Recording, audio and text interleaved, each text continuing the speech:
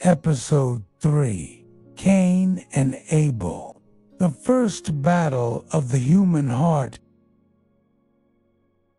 After the fall of humanity in the Garden of Eden, the world began to change in ways Adam and Eve had never experienced before. The harmony that once existed between humanity and creation was replaced by struggle, uncertainty, and emotional complexity. Life outside the garden was different. Work required effort, the ground resisted cultivation, and human beings now carried the weight of moral responsibility. Genesis chapter 4 introduces the first generation born into this new world. Adam and Eve begin to build a family, and their first two sons, Cain and Abel, represent two different responses to God. Their story is not simply about two brothers. It is about the deeper conflict that exists within the human heart, the struggle between humility and pride, obedience and resentment, faith and self-reliance.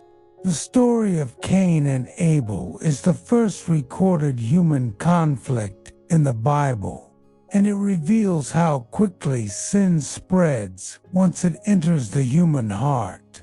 But it also reveals something else about God. Even when humanity begins to move toward violence and corruption, God continues to speak, warn, and offer opportunities for change. This ancient story speaks directly to the struggles that still exist in human relationships today. Genesis begins this chapter with a moment of hope. After leaving the Garden of Eden, Adam and Eve start a family. Eve gives birth to their first son and says something significant. "With the help of the Lord, I have brought forth a man." This statement reveals that despite the pain of leaving Eden, Adam and Eve still recognized the presence and help of God in their lives. Life continued, and with it came the possibility of redemption and growth. Their first son was named Cain. Later, Eve gave birth to another son named Abel. The two brothers grew up in the same household, under the same parents, hearing the same stories about God and the garden they once lived in. Yet as they matured, they chose different paths in life. Cain became a worker of the soil, cultivating the land and producing crops from the earth. Abel became a keeper of sheep, caring for flocks and living a life connected with animals and pasture land. Both professions were honorable. Both represented the work humanity had been given after leaving Eden. Yet the difference between Cain and Abel would soon become visible, not in their professions, but in their hearts. Genesis describes a moment when both brothers bring offerings to the Lord. Cain brings some of the fruits of the soil as an offering. Abel brings the firstborn of his flock, offering the best portions of his animals. At first glance, this moment might appear simple. Two brothers offering gifts to God. Yet the Bible reveals that something deeper is happening beneath the surface. The text tells us that God looked with favor upon Abel and his offering. But he did not look with favor upon Cain and his offering. This moment has been discussed by theologians for centuries. Why was Abel's offering accepted while Cain's was not? The answer appears to lie not merely in the type of offering, but in the attitude behind it. Abel brought the first and best of his flock, demonstrating reverence, gratitude, and faith. Cain's offering, by contrast, appears to lack the same level of devotion. The difference between the two brothers was not primarily external, it was internal. God was looking at their hearts. When Cain realized that his offering had not been accepted in the same way as Abel's, he became very angry. Genesis describes his reaction vividly. His face fell, his posture changed, his emotions became heavy with resentment. This is the first time jealousy appears in the Bible. Cain could have responded differently. He could have reflected on his offering, adjusted his attitude, and approached God with humility. Instead, he allowed resentment to grow inside his heart. God speaks directly to Cain in this moment. Why are you angry? Why has your face fallen? If you do what is right, will you not be accepted?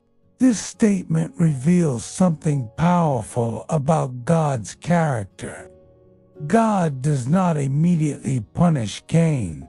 Instead, he warns him. He offers guidance and an opportunity to change direction. Then God adds a profound warning. Sin is crouching at your door. It desires to have you, but you must rule over it. This image is striking. Sin is described like a predator waiting outside the door, ready to attack if given the opportunity. God is telling Cain that the battle is not yet lost. He still has a choice. Despite God's warning, Cain allows his anger to grow. Instead of confronting his own heart, he turns his frustration toward his brother. Genesis tells us that Cain invites Abel to go into the field. While they are there, Cain attacks his brother and kills him. This moment marks the first act of murder in human history.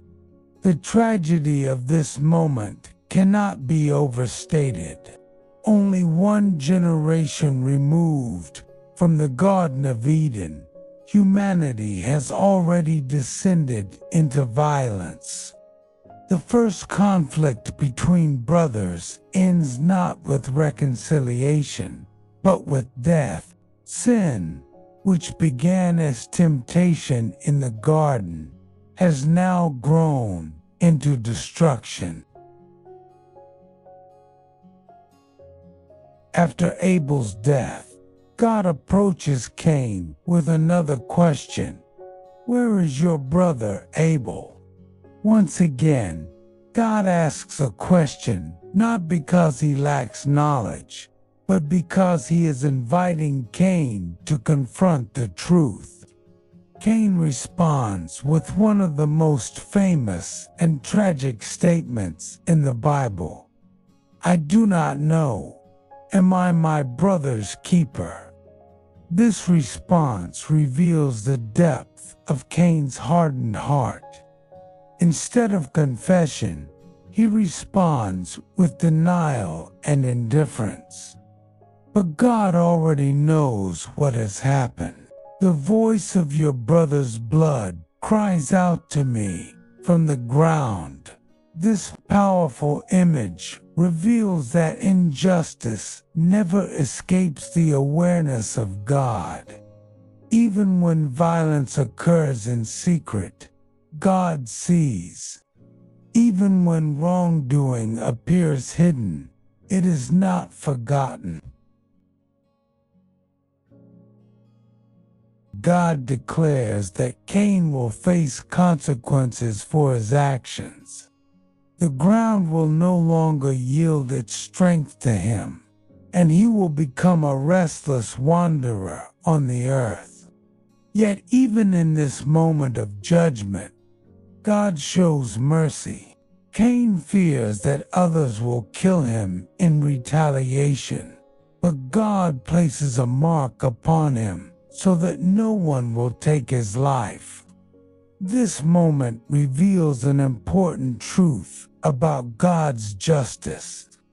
God does not ignore wrongdoing, but neither does he abandon mercy. Even when humanity chooses violence, God continues to demonstrate restraint and compassion. The story of Cain and Abel is not only about two brothers. It is about the human heart. Every person faces moments when jealousy, pride, or resentment begins to grow inside them.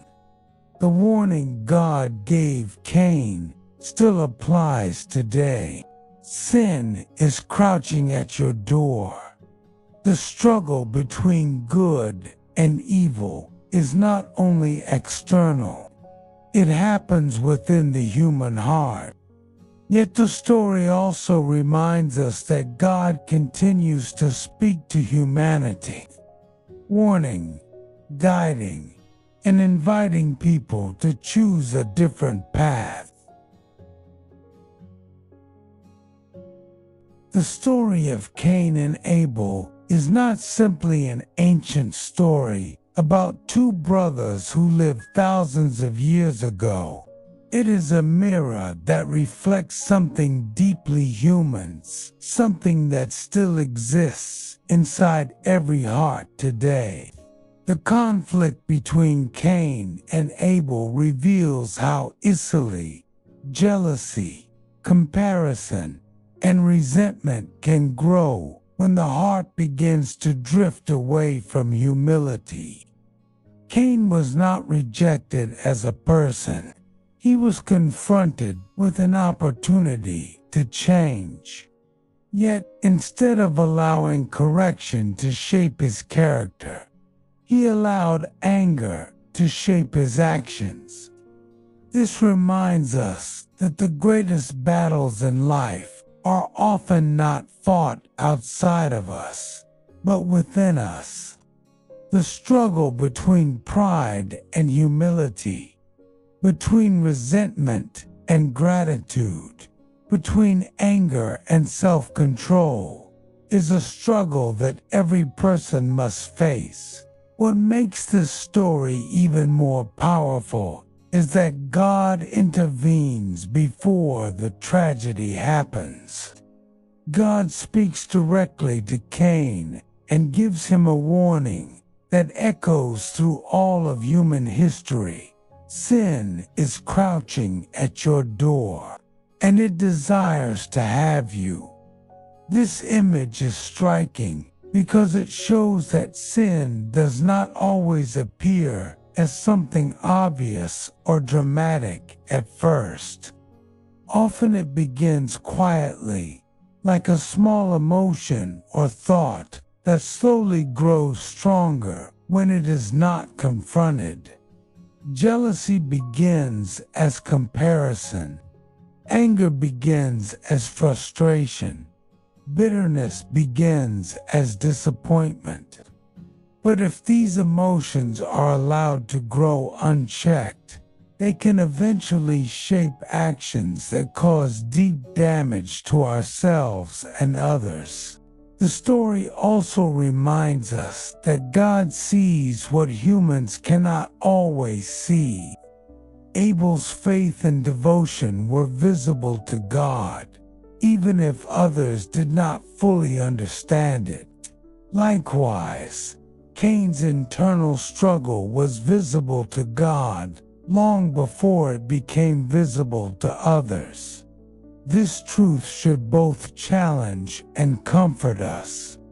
It challenges us because it reminds us that our hearts matter deeply to God.